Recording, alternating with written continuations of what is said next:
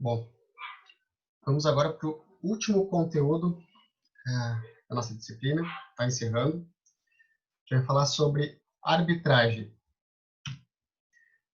Aqui está a origem das figurinhas, que vocês já devem ter visto circulando. Se vocês não viram, eu mesmo já circulei para não ter problema. Foram alunos que fizeram, eu incluí na minha aula, eles acharam que estavam praticando bullying comigo, e eu fiz com eles. Eu não vou explicar, eu sempre explico isso em aula, eu mostro uma outra imagem que aparece, a montagem que eu fiz deles. Mas essa turma já se formou até. Essas duas imagens, essa tá ótima, né? Essa tá quase parece que não é montagem. Bom, o que é arbitragem? Arbitragem não tem relação com arbitragem esportiva, tá? A única semelhança é que o árbitro efetivamente decide, a competência do árbitro. Só por isso é o único ponto em comum com um árbitro de uma questão séria e de uma questão desportiva. Eu sei que para muita gente esportiva é sério, mas falar baixinho não é, né? Então, tanto que a gente está sem esporte há bastante tempo e ninguém morreu. Isso vem como jogador de futebol ganha bem, né? Eles estão lá sem fazer nada, não faz falta. Sem fazer nada não, estão malhando. Mas, enfim, a gente não precisa, né? Dá para viver sem. Bom, o que é arbitragem conceitualmente? Meio alternativo, eu também não gosto muito, mas nesse caso é mais alternativo mesmo que o judiciário, porque ele não entra com uma mediação como meio adequado, ele é uma alternativa ao judiciário, porque o árbitro vai ter o mesmo poder. Então, solução de controvérsias através da intervenção de uma ou mais pessoas. A arbitragem ela pode ser feita por um árbitro, por três árbitros, por cinco, sempre número ímpar. Mas, no mínimo um, geralmente tem três. Tá? Questões mais complexas vão ter três árbitros, porque, cara, arbitragem. Solução de controvérsias através da intervenção de uma ou mais pessoas que recebem seus poderes em uma convenção privada. Então, é uma cláusula num contrato, uma convenção privada, ou eu vou estabelecer isso posteriormente, a gente já chega lá, decidindo com base nela, sem intervenção estatal.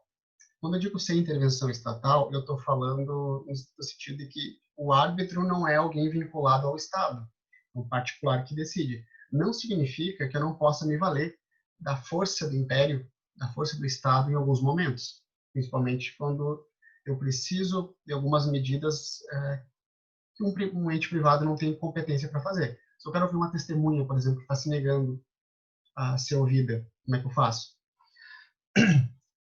Então, como é um ente privado, ele não tem poder para isso. Mas, em regra, sem intervenção estatal no sentido da decisão, sendo a decisão destinada a assumir a mesma eficácia da sentença judicial.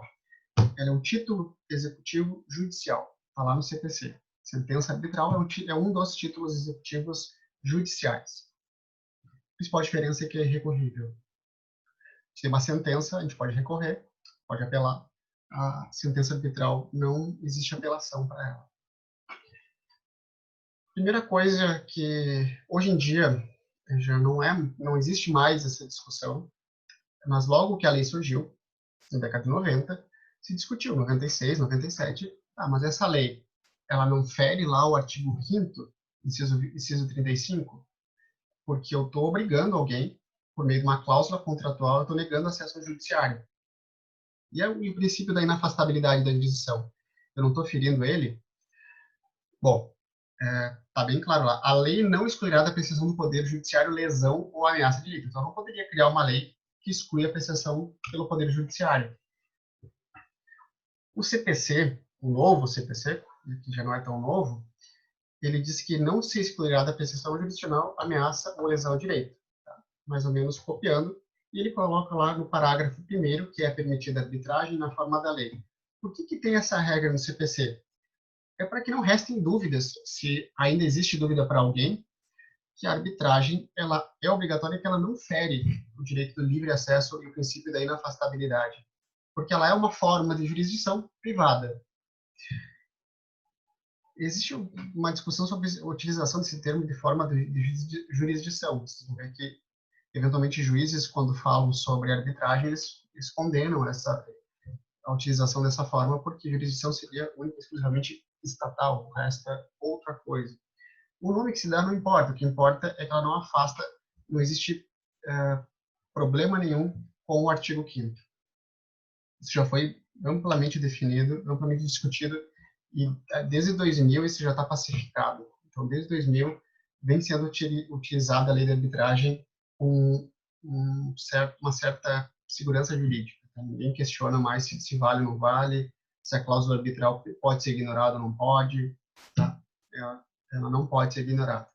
Isso é outra coisa que eu sempre falo em aula: não incluam num contrato ou não assinem ou não deixem o cliente assinar um contrato com cláusula arbitral sem que vocês tenham plena ciência do que estão fazendo. E hoje em dia não é só arbitral, é mediação também. As consequências da mediação podem até não ser tão onerosas, mas não são boas. Lembro do que a gente já falou: se tiver uma cláusula de mediação, tem que ir para a mediação, pelo menos para a primeira sessão, sob pena de perder honorários e pagar custas, mesmo sendo vencedor de um processo judicial. Então, não ignore, não incluam, se vocês não sabem, se vocês estão com dúvida, não incluam. Não é uma cláusula simples, não é uma cláusula ignorável, então não incluam e não assinem contrato com cláusula arbitral sem plena ciência. Por que eu digo plena ciência? Vocês têm que saber qual é a Câmara que está sendo indicada, se está sendo indicada a Câmara, saberem que aquilo vai ser obrigatório, tá? Que vocês vão ser obrigados, e a gente não sabe como as empresas estarão daqui a um tempo. Vejam, imagine hipoteticamente que surge uma pandemia no mundo e as empresas têm que fechar as portas por meses.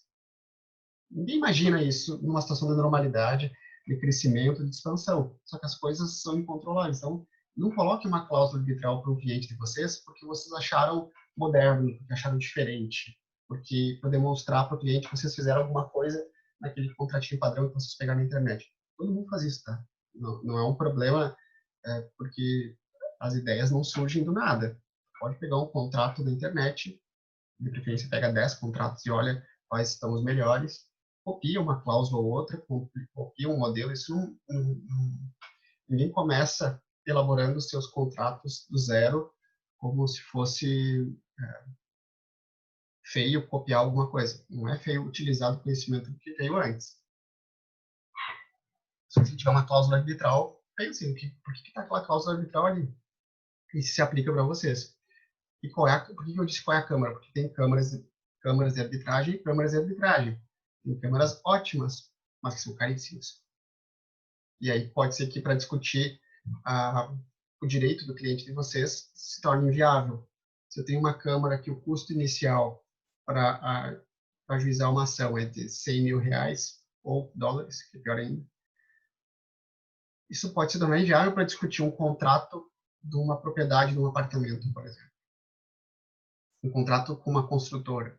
Pode se tornar inviável, então melhor não fazer. Mas a construtora tem relação de consumo, eu posso ignorar a cláusula. A gente já vai falar sobre isso, tá? Por que utilizar, então, a arbitragem? Se ela é cara, se ela pode ser... Eu acabei de dizer para não utilizar, né? Não utilize. Na verdade, eu quis dizer, não utilize sem conhecer. Primeira vantagem, a especialização. O que é que eu escolho? O que é que é o árbitro? É um particular. Que particular é esse? É um particular que é especialista naquele assunto. O juiz, principalmente um juiz que vocês pegarem, que atende uma comarca inteira, ele tem que saber de tudo. E mais do que ter que saber de tudo, ele tem que responder a todos os processos. Então, a possibilidade de ele atender com a mesma dedicação um processo, de analisar com o mesmo cuidado, é evidente que não vai ser o mesmo. Se eu escolher um particular, uma pessoa qualificada, especialista naquela área, ela certamente vai ter possibilidade, e aí vejam, não é capacidade mesmo, é possibilidade de fazer uma sentença muito melhor. Por que eu digo possibilidade? Para ressaltar que eu não estou falando mal de juiz, de forma nenhuma. Alguém para ser juiz tem que ter muito conhecimento. Mas a gente sabe o que é a realidade do judiciário, a quantidade, e esse é o maior problema. O assoberbo de processos. Tá? O árbitro ele vai ter 1, 2, 3, 10 processos para analisar. Então, o que ele vai poder olhar naquele processo vai ser muito mais aprofundado do que a capacidade de um juiz. Isso é inevitável. Outro aspecto, a celeridade, que está ligada a essa questão da especialização e da quantidade de processos. Os processos arbitrais são muito mais rápidos, deveriam ser, porque também já se tem queixas de pessoas que trabalham na área de processos que estão começando a demorar muito, porque são partes e as partes começam a se especializar naquele assunto e começam a contratar advogados que se especializaram em encontrar problemas, né, que faz parte também da labuta do advogado encontrar falhas, né, buscar falhas no procedimento, buscar saídas naquele procedimento, mas ele é para ser um procedimento mais rápido porque as partes é que vão determinar o tempo de duração do processo. Eu não vou distribuir uma ação e ficar aguardando 4 meses, por exemplo. Eu distribuí recentemente uma ação no juizado especial, deu quase 4 meses para pautar em uma audiência conciliatória. Uma bobagem. Em 4 meses, já dá tempo de ter o direito perecido, a cabeça esfriada, a cabeça esquentada de novo, né? Dá para ter, dá quase para nascer uma criança. A sentença arbitral, ela vai ser escolhida, o tempo da sentença arbitral é escolhido pelas partes, se as partes não determinarem é de 6 meses. Esse é o tempo que a lei prevê para que, a partir do início do procedimento, o árbitro sentencie. A gente sabe que procedimentos mais simples podem ser bem menos que 6 meses, e procedimentos mais complexos, bem mais que 6 meses. Tá? Mas dá um norte, aqui esse prazo de 6 meses, para vocês saberem que vai ser mais rápido. Um outro aspecto que é bastante importante é o sigilo. Tá? A arbitragem pode ser sigilosa, basta que as partes estabeleçam confidencialidade. Não é de lei. Então, o que quer dizer que não é de lei? A lei não dispõe que é confidencial. É preciso estabelecer a confidencialidade, o que quase sempre se estabelece. É um procedimento bastante flexível, no sentido de que as partes vão decidir o tempo de duração, o tempo das respostas, que tipo de manifestações são possíveis no procedimento, como vai ser feita a perícia, se vai ser feita a perícia, quem vai pagar, como vai ser feito o pagamento.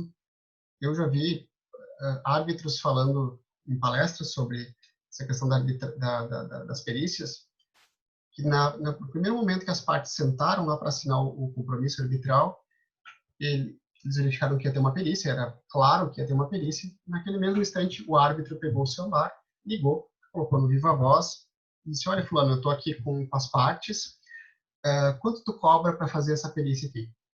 Ah, eu cobro tanto. Beleza. Olhou para as partes, e aí, vocês aceitam? Aceitamos. Como é que é a forma de pagamento? Ah, pode ser depósito em conta e tantas vezes. Beleza. Vocês aceitam? Aceitamos. Já foi definido na hora, já foi definido para quando se marcar aquela perícia, na primeira oportunidade, tudo por telefone, imediatamente. Porque as partes definiram assim, porque as partes estavam ali e concordaram com isso. Então, é bem diferente, né? Se vocês já trabalharam, estagiaram e já viram processos judiciais que tem perícia, é completamente diferente. Tem os quesitos que têm que ser formulados, tem que ter. Aí tem impugnação ao perito indicado, aí tem impugnação ao valor da perícia, aí enfim, é um horror, né? Uma outra questão é que a arbitragem ela pode ser tanto de direito quanto por equidade a critério das partes. O que significa dizer isso? Que o árbitro ele não precisa ficar adstrito a regras de direito. A arbitragem pode estabelecer o direito nacional, direito brasileiro, por exemplo, a arbitragem entre duas empresas brasileiras pode estabelecer regras de comércio internacional, pode estabelecer legislação de outro país e pode estabelecer ainda a equidade. O que é equidade? É o critério do árbitro. O árbitro está livre para decidir, inclusive, fora do âmbito legal, porque não é uma questão que é muito complexa, por exemplo, e que não existe legislação que realmente responda àquela demanda. Então, o árbitro poderia ter liberdade. Também, novamente, não é que eu tenha experiência própria minha como arbitragem, mas assistindo palestrantes falando sobre isso, é muito raro que as partes estabeleçam a equidade como critério. Geralmente é por direito e são estabelecidas as regras. Uma outra coisa que é importante, eu não sei se a gente vai, talvez isso eu sempre falo pessoalmente, né? É o Código de Processo. Se aplica? Não se aplica o Código de Processo. As partes poderiam, em tese, dispor que se aplicam algumas regras do Código, mas aí as partes vão ter que dispor sobre isso lá no compromisso arbitral, mas em regra vai se aplicar o regimento interno, o regulamento interno do Tribunal Arbitral, da Câmara de Arbitragem e a lei de arbitragem. É só isso. E é muito menor. Porque dentro do regulamento lá vai ter previsão de prazo para contestação, prazo para as manifestações, e as partes podem adaptar o que está previsto ali.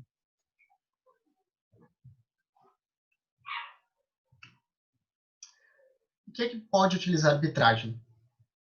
Qualquer pessoa, qualquer tipo de causa. Isso eu sempre gosto de escrever, de desenhar no quadro. Distinção entre arbitrabilidade subjetiva e objetiva. Subjetiva, quais são os sujeitos, né? Objetiva é qual é o objeto, que tipo de demandas podem ser levadas. Que acabam se misturando. Vocês vão ver, a administração pública, a gente trata tanto da questão objetiva quanto subjetiva. Que é o sujeito? Pessoas capazes de contratar. Então, qualquer pessoa que tenha capacidade de assinar um contrato pode utilizar a arbitragem para dirimir dúvidas relativas a esse contrato. E a segunda parte trata da subjetiva, que é direitos patrimoniais disponíveis. A administração pública pode utilizar arbitragem? Pode. E não, assim, eu cito aqui o parágrafo 1º do artigo 1º, mas que foi alterado recentemente em 2015, mas sempre pode, tá? Porque o que já falava lá no primeiro? Pessoas capazes de contratar. A administração é capaz de contratar, ela pode. Não tem dúvida quanto a isso. E já utilizava, a administração utiliza isso em contratos de concessão, sempre utilizou. Tá? Não existia dúvida sobre isso.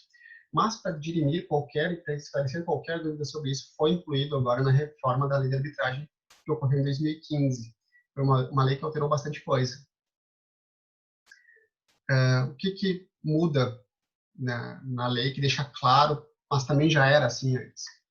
Ela tem que ser de direito, ela não pode ser por equidade, respeito ao princípio da publicidade, porque a administração tem que respeitar, e versar sobre direitos disponíveis.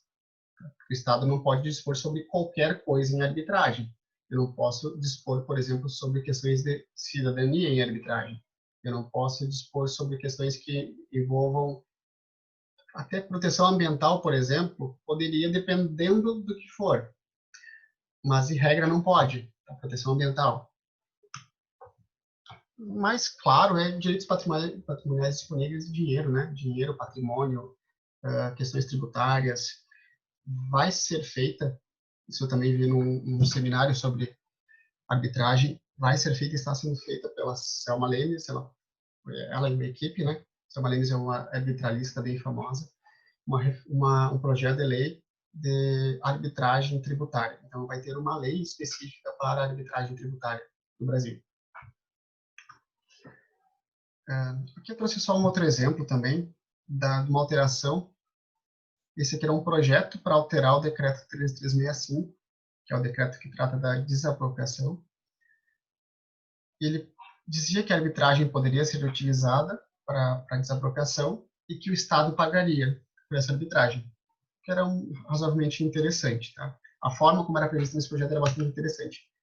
Esse projeto acabou não indo para frente e foi aprovada recentemente uma outra alteração que diz que pode ser feito por arbitragem, pode ser feito por mediação e pode ser feito por arbitragem, mas não fala nada sobre quem vai pagar. Então, eu acho pouco provável que as pessoas utilizem, porque, veja, já estou sofrendo uma violência, que é uma desapropriação, e ainda vou pagar para isso. Caro. É pouco provável, apesar de ser mais rápido. Né? Mas quem tem pressa nesses casos, muitas vezes, é o próprio Estado. Objeto, arbitrabilidade objetiva. Então, o que pode ser feito? O que pode ser objeto da arbitragem? Direitos patrimoniais disponíveis. O que não pode? Artigo 852 do Código Civil. Vedado o compromisso para soluções de questões de Estado, de direito pessoal, de família e de outras que não tenham caráter estritamente patrimonial. Então, só pode, basicamente, questões que envolvem patrimônio. E aí entra qualquer questão que envolva patrimônio, pode ir para arbitragem. Veja, mesmo questões de família, eu poderia discutir uma herança, divisão de uma herança, se todos são maiores, capazes, etc., por arbitragem. Não teria problema. É possível arbitragem nas relações de consumo? Afinal de contas, é direito patrimonial, né? E, teoricamente, poderia. O que diz o Código de Defesa do Consumidor? São nulas de pleno direito, entre outras, as cláusulas contratuais relativas ao fornecimento de produtos e serviços que determinem a utilização compulsória de arbitragem. Tá, então eu não posso colocar uma cláusula. Na verdade, o que diz é que eu não posso colocar compulsoriamente. Não posso obrigar a pessoa a utilizar a arbitragem. É uma escolha do consumidor.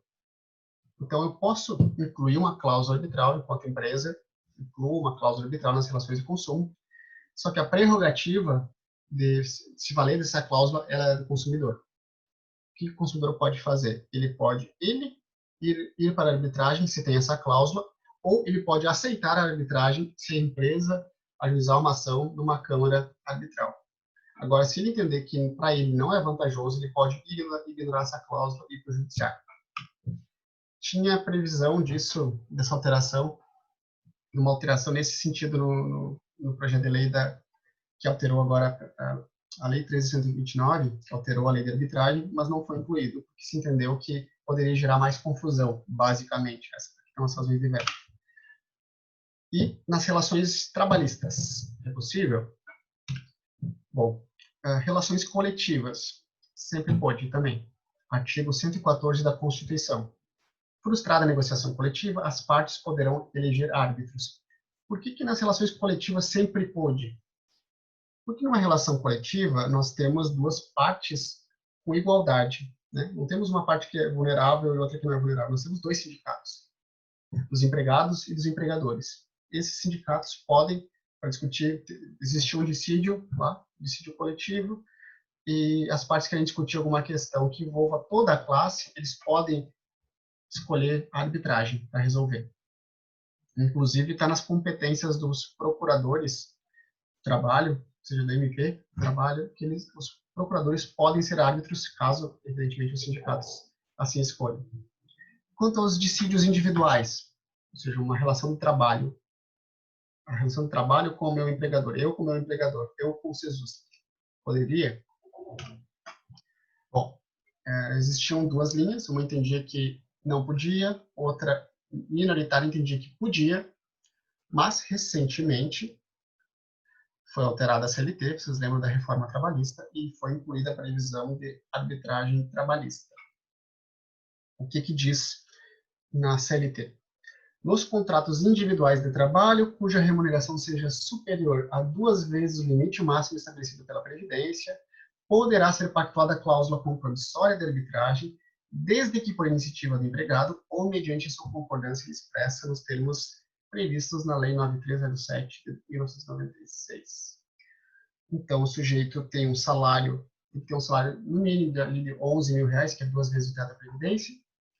Imagine vocês, estão sendo contratados, se formaram agora, tem um escritório um escritório bom, porque para pagar esse valor tem um escritório muito bom, e ele oferece para vocês um salário, vocês vão ser seletistas, um salário lá de 11 mil reais, e diz que na empresa tem uma política de incluir essa cláusula arbitral no contrato.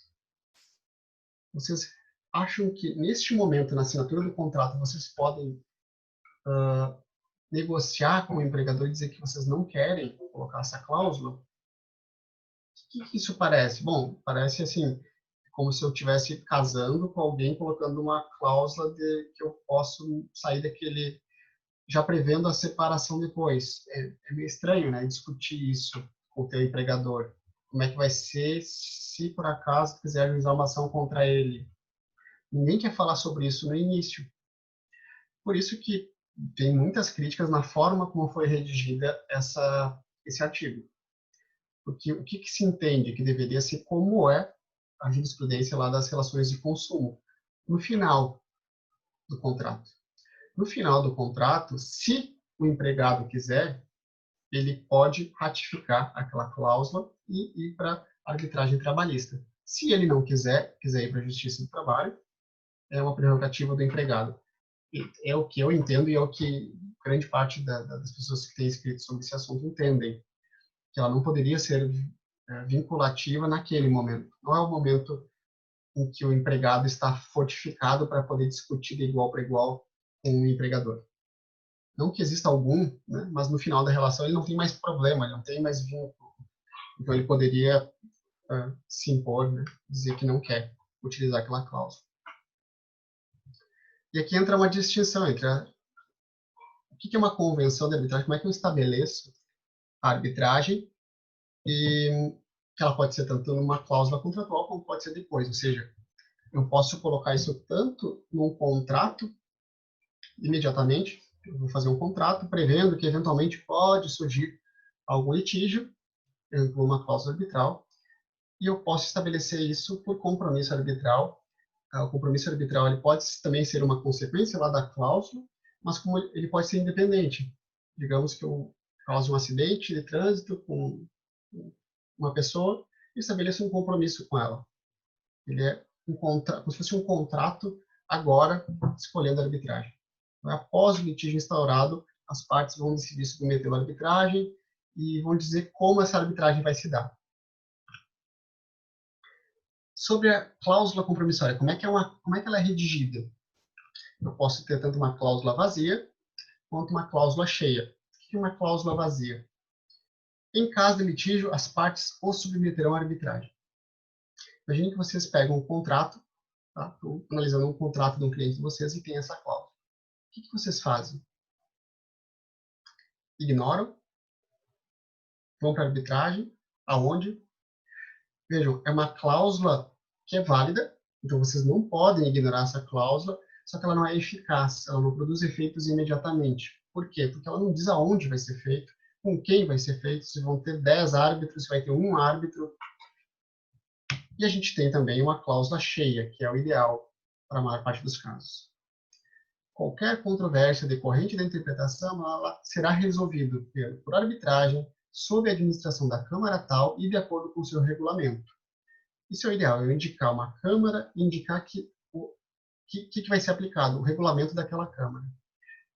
Indicar também quantos árbitros vão ser. Isso aqui já resolve metade dos problemas. Por quê? Bom, e tem a outra possibilidade que é a cláusula compromissória cheia e escalonada, que foi a cláusula que eu passei no exercício de vocês, que prevê que primeiro se tentará a mediação, se não der certo a mediação, vai para a arbitragem. Como é que eu torno, então, aquela cláusula vazia que diz que vai ser resolvido por arbitragem eficaz? Bom, vou ter que notificar a parte contrária, tentar entrar num acordo. Faço uma notificação, pode ser extrajudicial, pode ser por Facebook, tentando estabelecer, vamos ir para tal Câmara? Isso pode ser bem problemático, né? Porque se eu estou com um conflito com aquela pessoa, com aquela empresa, o diálogo já está comprometido. Então, por isso que eu disse que sempre o ideal é que a cláusula já seja cheia. Se a parte te ignorar, se ela resistir, se ela não quiser fazer um acordo, eu vou requerer a citação para comparecer em juízo a fim de elaborar o compromisso arbitral. E aí é uma ação, vou ter que ajuizar uma ação para citar a pessoa para ela comparecer em juízo, e aí o juiz vai indicar um árbitro único, uma câmara única, um árbitro único para resolver o problema.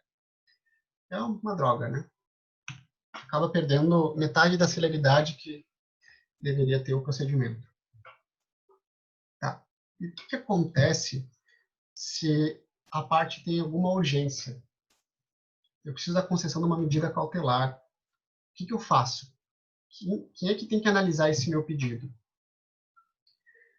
Eu posso ir para a via judicial, eu tenho que instaurar o procedimento arbitral. A quem compete? Artigo 22. Isso aqui é tudo da Lei 9307. Tá? Antes de instituída a arbitragem, as partes poderão recorrer ao Poder Judiciário para a concessão de medida cautelar de urgência.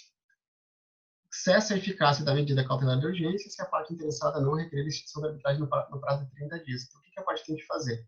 Se foi antes de instituir a arbitragem, para ser realmente célere, ela pode ir para a via judicial, pedir a cautelar. O juiz vai deferir ou indeferir, e em 30 dias eu tenho que dar início ao procedimento arbitral. Eu tenho esse prazo, senão ela perde eficácia. Se já existia arbitragem instituída, eu não posso ir para a via judicial. O pedido, quem vai analisar é o árbitro. E o árbitro, depois da instituição, digamos que eu cumpro aqueles 30 dias ali do prazo, depois que é instituída a arbitragem, o árbitro pode revogar uma medida que foi deferida pelo juiz, sem problema nenhum. Porque a competência de julgar, de analisar o mérito, é sempre do árbitro. O juiz está cumprindo um papel porque o árbitro ainda não foi indicado, por exemplo. Não existe um árbitro. A partir do momento que já tem um árbitro, a competência é totalmente dele. E o que acontece quando o árbitro precisa tomar alguma medida que requer poder coercitivo, que ele não tem? Ele vai expedir uma carta arbitral, como se fosse uma carta precatória. Uma carta precatória é um pedido para um juiz, de um juiz para outro juiz.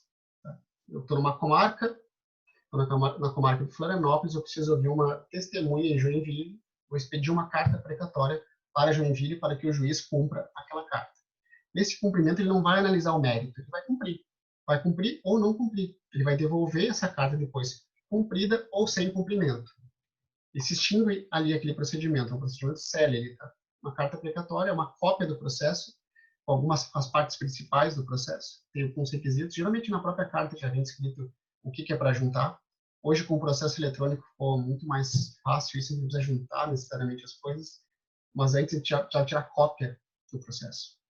Ia lá, tinha que ir na comarca de origem, tirar cópia do processo, cópia da petição inicial, contestação, enfim, do que fosse necessário para que o juiz entendesse o processo e montar uma carta, distribuir como um processo na outra comarca, na comarca deprecada.